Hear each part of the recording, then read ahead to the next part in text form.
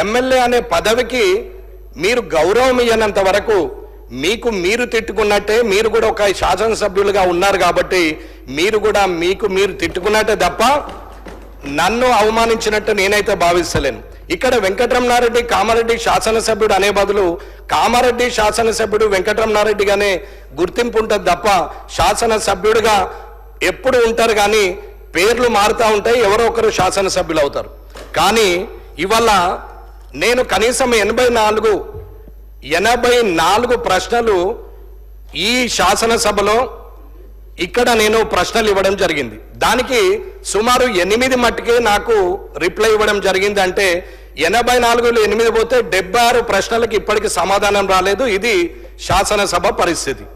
ఇది ఎమ్మెల్యేగా నేను ఇచ్చినాను కాబట్టి నాకున్నటువంటి మర్యాదను ఏ రకంగా నేను స్వీకరించాలో మీరే తెలియజేయాలి.